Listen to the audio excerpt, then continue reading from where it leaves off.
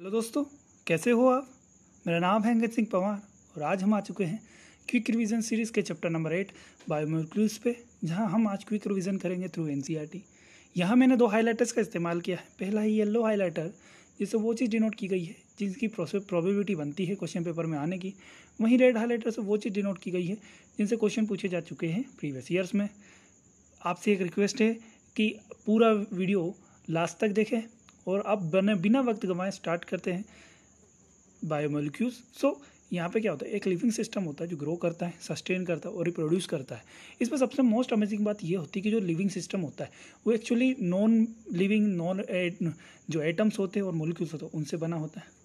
और the pursuit of knowledge of what goes on chemically with in a living system falls in the domain of chemistry. यानी biochemistry में क्या होता है कि जो केमिकल रिएक्शंस होते हैं बॉडी में इन ए लिविंग ऑर्गेनिज्म, वो सब एक जो जिस ब्रांच में हम पढ़ते हैं उस ब्रांच को हम बायोकेमिस्ट्री कहते हैं। अब यहाँ पे सबसे पहले देखिए बहुत सारे बायोमोलिक्यूल्स होते हैं, जैसे यहाँ पे कार्बोहाइड्रेट होते हैं, प्रोटीन, न्यूक्लिक एसिड, लिपिड्स वगैरह वगैरह। और अब सबसे पहले हम स्टडी करेंगे यहाँ पे कार्बोहाइड्रेट। तो कार्बोहाइड्रेट प्राइमरीली प्रोड्यूस होते हैं प्लांट्स में, और ये क्या होता है, इनका जो जनरल फार्मूला होता है वो है CXH2O। अब इसमें क्या होता है कि जैसे कुछ कंपाउंड्स इसमें इसको फॉलो करते हैं, कुछ नहीं। जैसे ग्लूकोज है, ये इसका फॉर्मूला C6H12O6 ये फॉलो करता है। वहीं कुछ एग्जांपल जैसे एसिटिक एसिड है, ये भी फॉलो करता है, इसका जो फार्मूला जनरल फार्मूला फॉलो करता है, बट ये कार्बोनेट हाइड्रेट नहीं है। वहीं रेमनोस, जिसका फार्मूला C6H12O5 होता है, ये कार्बोहाइड्रेट के जनरल फार्मूला में फिट नहीं बैठता, लेकिन ये एक कार्बोहाइड्रेट है। कार्बोहाइड्रेट को बेसिकली हम कैसे डिफाइन करते हैं, देखिए कार्बोहाइड्रेट में भी defined as a optically active polyhydroxy aldehyde और कीटोन और the compound which produce such units on hydrolysis. यानी जो एल्डिहाइड्स जो कार्बोहाइड्रेट्स होते हैं वो पॉलीहाइड्रोक्सी एल्डिहाइड या कीटोन्स होते हैं। ये स्वीट इन टेस्ट होते हैं, इसलिए इनको शुगर्स कहा जाता है। वहीं कार्बोहाइड्रेट्स का अदर नाम, जो दूसरा नाम होता है, सैकराइड्स भी कहा जाता है, जिसका मतलब होता है शुगर, ग्रीक में जिसका मतलब होता है शुगर। तो कार्बोहाइड्रेट बेसिकली उनके बिहेवियर ऑन हाइड्रोलाइसिस पे बेस्ड होते हैं, यानी कि उनके हाइड्रोलाइसिस होने पर जो बिहेवियर वो शो करते हैं उसके बेसिस पे ये मोनोसैकेराइड, ओलिगोसैकेराइड और पॉलीसैकेराइड में डिवाइडेड है। सबसे पहले पढ़ते हैं मोनोसैकेराइड। देखिए वो कार्बोहाइड्रेट जो फर्दर हाइड्रोलाइज नहीं हो सकते, यानी वो इनसे ज़्यादा हाइड्रोलाइसिस की कैपेबिलिटी उनमें नहीं होती, वैसे सैकेराइड्स को, वैसे कार्बोहाइड्रेट्स को मोनोसैकेराइड कहते हैं। एग्जाम्पल इसका ग्लूकोज, फ्रक्टोज, राइबोज। वहीं ओलिगोसैकेराइड्स की बात करें तो ये कार्बोहाइड्रेट दो से ज़्यादा मोनोसैकेराइड यूनिट्स को हाइड्रोलाइसिस पे यील्ड करते हैं। फॉर एग्जांपल सुक्रोज में एक मॉलिक्यूल ग्लूकोज का होता है और दूसरा मॉलिक्यूल फ्रक्टोज का होता है। वहीं माल्टोस में दोनों ही यूनिट ग्लूकोज की बनी रहते हैं। अब बात आ जाती है पॉलीसैकेराइड्स की। तो पॉलीसैकेराइड एक्चुअली हाइड्रोलाइसिस पे बहुत सारे large number of monosaccharide unit yield करता है। इसके मोस्ट कॉमन एग्जांपल है स्टार्च, सेल्यूलोज, ग्लाइकोजन, गम्स। अब ये जो पॉलीसैकेराइड होते हैं वो स्वीट इन टेस्ट नहीं होते, इसलिए इन्हें नॉन शुगर्स कहा जाता है। And all those carbohydrate which reduce Fehling solution and Tollens reagent, उनको रिड्यूसिंग शुगर्स कहा जाता है। यानी जो फेलिंग सॉल्यूशन और टोलरेंट रिएजेंट को रिड्यूस करने वाले कार्बोहाइड्रेट होते हैं उन्हें रिड्यूसिंग शुगर्स कहा जाता है। और जितने भी मोनोसैकेराइड होते हैं, वेदर वो एल्डोज हो या कीटोज हो, वो रिड्यूसिंग शुगर्स होते हैं। अब इसमें सबसे पहले हम डीप में स्टडी करेंगे मोनोसैकेराइड की। तो monosaccharide further on the basis of carbon atoms, number of carbon atom और उनके फंक्शनल ग्रुप में दो तरीके से डिवाइडेड है। पहला है कि ये एल्डिहाइडिक ग्रुप, जिन्हें हम एल्डोज कहते हैं। वहीं दूसरे कीटोस ग्रुप, जिनको कीटो ग्रुप होता है, जिनमें उनको कीटोस कहते हैं। अब जैसे ट्रायोज है, एल्डो ट्रायोज, कीटो ट्रायोज, टेट्रोज में एल्डो टेट्रोज, कीटो टेट्रोज वगैरह वगैरह। अब सबसे पहले स्टार्ट करते हैं हम ग्लूकोज। देखिए ग्लूकोज फ्रीली नेचर में फ्रीली भी प्रेजेंट होता है और कंबाइंड फॉर्म में प्रेजेंट होता है। वहीं जो स्वीट फ्रूट होते हैं, हनी, उनमें भी ये प्रेजेंट होता है। राइस में भी प्रेजेंट होता है ग्लूकोज लार्ज अमाउंट में। देखिए प्रिपरेशन कैसे की जाती है। देखिए सबसे पहले ग्लूकोज को सुक्रोज में ऑब्टेन किया जाता है। सुक्रोज से कैन शुगर कहते हैं जिसे। तो इसमें क्या होता है, सुक्रोज को बॉईल किया जाता है डाइल्यूट HCl या H2SO4 में, एक एल्कोहलिक सॉल्यूशन में। इससे क्या होता है कि ग्लूकोज और फ्रक्टोज ऑब्टेन होते हैं इक्वल अमाउंट में, यानी सुक्रोज को H+ के प्रेजेंस में ग्लूकोज और फ्रक्टोज में तोड़ दिया जाता है। वहीं दूसरी बार स्टार्च में से ऑब्टेन किया जाता है। स्टार्च में क्या होता है, ग्लूकोज को हाइड्रोलाइसिस ऑफ स्टार्च किया जाता है by boiling it with dilute H2SO4, यानी स्टार्च को भी डाइल्यूट H2SO4 पर के साथ हीट किया जाता है, बॉईल किया जाता है 393 केल्विन अंडर प्रेशर। तो इससे क्या होता है कि स्टार्च से ग्लूकोज बन जाता है। अब स्ट्रक्चर ऑफ ग्लूकोज की बात कर लीजिए। देखिए यहाँ से प्रिपरेशन की तो बात ही कर ली हमने, अब स्ट्रक्चर की बात करते हैं। तो glucose is an aldohexose and is also known as dextrose. देखिए यहाँ पे एल्डोहेक्सोज इसलिए बोला, देखिए एक तो एल्डिहाइड ग्रुप होता है इसलिए, और दूसरा इसके जो कार्बन होते हैं 6 कार्बन होते हैं इसलिए हेक्सोज। वही यहाँ डेक्सट्रोज होता है। डेक्सट्रोज एक्चुअली यहाँ पे शुगर ग्रुप को रिप्रेजेंट करता है। शुगर्स जहाँ पे शुगर्स होते हैं वहाँ पे डेक्सट्रोज होता है। अब यहाँ पे बात आती है, ये मोनोमर होता है लार्ज कार्बोहाइड्रेट लाइक स्टार्च और सेल्यूलोज। स्टार्च में अल्फा ग्लूकोज, वहीं सेल्यूलोज में बीटा ग्लूकोज का मोनोमर होता है। वहीं मोस्ट अबंडेंट ऑर्गेनिक कंपाउंड होता है, probably most abundant organic compound और द अर्थ इज ग्लूकोज। इसका जो फॉर्मूला होता है वो C6H12O6 होता है। अब इसको कभी HI से, हाइड्रोजन आयोडाइड से प्रोलॉन्ग हीट किया जाता है, तो इससे क्या होता है कि ये एन हेक्सेन बना लेता है। ये इंडिकेट करता है 6 कार्बन जो कि स्ट्रेट लाइन में लिंक होते हैं। वहीं ग्लूकोज को कभी हाइड्रोक्साइल अमाइन से रिएक्शन करवाया जाता है तो एक ऑक्साइम बनता है and adds a molecule of hydrogen cyanide to the cyanohydrate. अब यहाँ पे क्या होता है कि मॉलिक्यूल ऐड हो जाता है साइनाइड के ग्रुप में टू गिव साइनोहाइड्रेट। इससे पता चलता है कि जो कार्बोनिक ग्रुप होता है यहाँ पे प्रेजेंट होता है, यानी कार्बोनिल ग्रुप के प्रेजेंस का कन्फर्मेशन होता है हाइड्रोक्सिल अमाइन के रिएक्शन से। अब यहीं पे हम बात करते हैं ब्रोमीन वाटर की। देखिए जो ग्लूकोज होता है, glucose get oxidise to 6 carbon carboxylic acid like gluconic acid on reaction with mild oxidising agent like bromine water. यानी ब्रोमीन वाटर में ऑक्सीडाइज करने पे ये कार्बोक्सिलिक एसिड यानी ग्लूकोनिक एसिड में कन्वर्ट हो जाता है, जो कि इंडिकेट करता है carbonic group present in aldehyde group. यानी यहाँ पे क्या होता है, कार्बोनिक जो ग्रुप प्रेजेंट होता है वो एल्डिहाइड ग्रुप है या कीटोन ग्रुप। यहाँ पे एल्डिहाइड ग्रुप के प्रेजेंस को कंफर्म करता है ब्रोमीन वाटर। अब यहाँ पे एसिटाइलेशन ऑफ ग्लूकोज किया जाता है एसिटिक एनहाइड्राइड से, तो यहाँ पे क्या ग्लूकोज पेंटा एसिटेट बनता है जो कंफर्म करता है कि 5 OH ग्रुप प्रेजेंट होते हैं, और वो भी अलग अलग डिफरेंट कार्बन पे प्रेजेंट होते हैं तब जाके, क्योंकि स्टेबल कंपाउंड है, एक कार्बन पे एक से ज़्यादा OH ग्रुप पॉसिबल है ही नहीं। आगे बढ़ते हैं। On oxidation with nitric acid glucose gives as well as glucon acid, दोनों ही यील्ड करते हैं डाइकार्बोक्सिलिक एसिड जिसको सैकरिक एसिड बोलते हैं। यानी ग्लूकोज या ग्लूकोनिक एसिड दोनों का ऑक्सीडेशन करवाया जाएगा नाइट्रिक एसिड के थ्रू, तो वहाँ पे सैकरिक एसिड बनेगा। इससे ये इंडिकेट होता है कि जो प्राइमरी एल्कोहल ग्रुप होता है वो प्रेजेंट होता है ग्रुप में ग्लूकोज में, यानी जो ग्लूकोज में जो एल्कोहल प्रेजेंट होता है प्राइमरी एल्कोहलिक ग्रुप का होता है। अब यहाँ पे बात आ जाती है जो पहला एग्जाम्पल।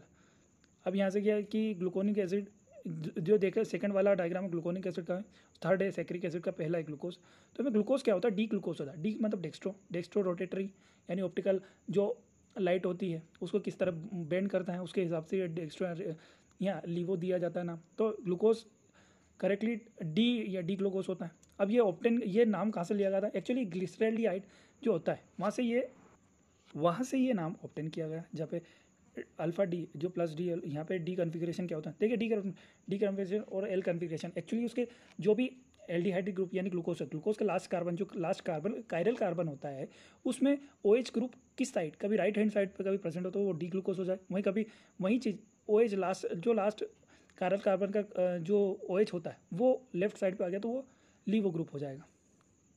ये इसमें यहाँ पे यही सब कुछ समझाया गया है। आगे साइक्लिक स्ट्रक्चर ऑफ ग्लूकोज की बात करते हैं। देखिए जो ग्लूकोज होता है उसका जो ओपन चेन स्ट्रक्चर होता है, यानी जो ओपन चेन स्ट्रक्चर होता है वो सारी चीज़ें यहाँ पे एक्सप्लेन नहीं कर पाता, इसलिए क्या होता है कि इसको कुछ ऐसे फैक्ट होते हैं जो साइक्लिक नेचर से या मतलब जो स्ट्रेट चेन के जो स्ट्रक्चर होते हैं उससे एक्सप्लेन नहीं किया जा सकता। जैसे कि पहला, डिस्पाइट हैविंग एल्डिहाइड ग्रुप, ये सिर्फ बेस से और हाइड्रोजन सल्फाइड से इन दोनों से रिएक्शन नहीं कराएगा, यानी एल्डिहाइड ग्रुप होने के बाद भी ये सिर्फ बेस और हाइड्रोजन सल्फाइड से रिएक्शन नहीं करता। वहीं दूसरा, पेंटासीटेट ऑफ ग्लूकोज हाइड्रोक्सिल अमीन से रिएक्शन नहीं करेगा, जिससे ये इंडिकेट होता है कि जो फ्री CHO ग्रुप होता है वो अपसेंट होता है यहाँ पर। वहीं तीसरा, जो ग्लूकोज है वो 2 डिफरेंट फॉर्म में प्रेजेंट होता है, पहला है अल्फा, दूसरा है बीटा। अल्फा जो ग्लूकोज होता है वो crystallisation of concentrated solution glucose से ऑप्टेन होता है, वहीं जो बीटा फॉर्म होता है वो crystallisation of hot and saturated aqua solution के थ्रू ऑप्टेन किया जाता है। And this behaviour could not be extend by open chain structure, और ये सब जो बिहेवियर होते हैं ये ओपन चेन स्ट्रक्चर से नहीं एक्सप्लेन किए जा सकते। अब बात आ जाती है कि अल्फा डी ग्लूकोज क्या होता है। देखिए जो पहला वाला कार्बन होता है ग्लूकोज का, जो पहला कार्बन होता है कभी उसमें OH group right hand side है तो वो अल्फा ग्लूकोज, और कभी वही लेफ्ट C1 कार्बन पे वही OH ग्रुप लेफ्ट साइड पे हो गया तो वो बीटा ग्लूकोज हो गया। अब 2 cyclic hemiacetal group forms of group differ only in configuration of hydroxyl amine, यानी जो साइक्लिक हेमिएसिटल ग्रुप होता है ग्लूकोज का वो सिर्फ C1 कार्बन पे OH का जो कन्फिग्रेशन हो उस पर डिफर करता है, इसलिए इन जो कार्बन को ये जो कार्बन होते हैं इन्हें एनोमेरिक कार्बन कहा जाता है। अल्फा फॉर्म और बीटा फॉर्म दोनों एनोमर्स होते हैं, और जो साइक्लिक स्ट्रक्चर होता है उसे पायरेनोस स्ट्रक्चर कहा गया। क्यों? क्योंकि जो पायरेन होता है वो साइक्लिक स्ट्रक्चर होता है जिसमें एक ऑक्सीजन ग्रुप प्रेजेंट होता है 5 कार्बन आइटम की रिंग के साथ, इसलिए इसे पायरेनोस स्ट्रक्चर कहा गया। वहीं फ्रक्टोज की बात कर लिए तो ये फ्रक्टोज एक इंपॉर्टेंट कीटोहेक्सोज होता है जो कि हाइड्रोलिसिस ऑफ डाइसेक्राइड सुक्रोज के जो सुक्रोज होता है डाइसेक्राइड है उसके हाइड्रोलिसिस पे ऑब्टेन किया जाता है। देखिए सुक्रोज के हाइड्रोलिसिस से ग्लूकोज भी प्रेजेंट होता है और फ्रक्टोज भी, तो यहाँ पे फ्रक्टोज के भी वैसे ऑब्टेन किया जाता है। तो फ्रक्टोज का जो फॉर्मूला होता है, जो जनरल फॉर्मूला है वो C6H12O6, और ये क्या होता है कि ये belongs to the D series in laboratory compound, यानी ये डी सीरीज में यहाँ मतलब जो डी फॉर्म होता है फ्रक्टोज। अब यहाँ पे क्या होता है कि जो साइक्लिक स्ट्रक्चर होता है उसमें 5 मेंबर रिंग होती है जिसे फ्यूरेनोस कहा जाता है, और फ्यूरेन में क्या होता है कि एक ऑक्सीजन 4 कार्बन एटम्स के साथ होती है, जबकि पायरेनोज में 5 एटम्स होते हैं, कार्बन एटम्स होते हैं ऑक्सीजन के साथ। अब ये अल्फा डी ग्लूकोज फ्रक्टोफ्यूरेनोस में देखिए अल्फा डी में क्या होता है कि जो C1 कार्बन होता है उसमें कभी नीचे होता है OH ग्रुप, वहीं बीटा डी फ्रक्टोफ्यूरेनोस में OH ग्रुप C2 पे ऊपर होता है। अब बात आ जाती है डाइसेक्राइड की। देखिए जो डाइसेक्राइड होते हैं उनको हम बता दिया कि हाइड्रोलिसिस पे ये मोनोसेक्राइड देते हैं, वहीं इनमें जो मोनोसेक्राइड होते हैं जो यूनिट होते हैं वो जॉइंट होते हैं थ्रू ग्लाइकोसाइडिक लिंकेज, और इन डाइसेक्राइड जो रिड्यूसिंग एल्डिहाइड या कीटोनिक ग्रुप होते हैं वो बॉन्डेड होते हैं। कभी वो दोनों बॉन्डेड होंगे तो वो नॉन रिड्यूसिंग शुगर होंगे लाइक सुक्रोज, वहीं कभी यही फंक्शनल ग्रुप कभी फ्री हो गए तो ये रिड्यूसिंग शुगर शो करेंगे जिन्हें माल्टोज या लैक्टोज कहा जाता है। अब यहाँ पे सबसे पहले सुक्रोज की स्टडी कर लेते हैं। देखिए सुक्रोज डाइसेक्राइड होता है जिसके जो हाइड्रोलिसिस पे equimolar mixture of alpha D glucose and D fructose देता है। वहीं हम यहाँ पे जो ग्लाइकोसाइडिक लिंकेज होता है वो C1 अल्फा ग्लूकोज और C2 बीटा फ्रक्टोज में जुड़ा रहता है। तो यहाँ पे क्या होता है कि जो सुक्रोज होता है उसके दोनों जगह जो कीटोन और अल्डिहाइड ग्रुप दोनों ही बॉन्डेड होते हैं, इसलिए नॉन रिड्यूसिंग शुगर है। वहीं अब बात आ जाती है सुक्रोज में। सुक्रोज क्या होता है कि दोनों ही होता है, डेक्स्ट्रो रोटेटरी भी होता है, लिवो रोटेटरी होती है, बट जो लिवो रोटेटरी फ्रक्टोज होता है वो ज़्यादा होता है as compare to dextro rotatory. इसके कारण क्या होता है कि जो हाइड्रोलिसिस ऑफ सुक्रोज होता है उसमें जो साइन होता है रोटेशन का वो डेक्स्ट्रो से लिवो में चेंज हो जाता है, इसके कारण इसका जो प्रोडक्ट नाम होता है वो इन्वर्ट शुगर होता है। अब माल्टोज शुगर की बात कर लीजिए तो another disaccharide maltose is compose of 2 alpha D glucose unit in which C1 glucose is link to C4, यानी यहाँ पे माल्टोज में क्या तो अल्फा ग्लूकोज की यूनिट होती है जो C1 और C4 लिंकेज होता है। इसमें क्या होता है जो अल्डिहाइड ग्रुप होता है वो फ्री होता है, इसके कारण ये एक रिड्यूसिंग शुगर होता है। वहीं लैक्टोज की बात कर लिए तो ये it is composed of beta D glucose and beta D glucose, यहाँ पे भी गैलेक्टोज और बीटा डी गैलेक्टोज और beta D glucose milk sugar कहा जाता है।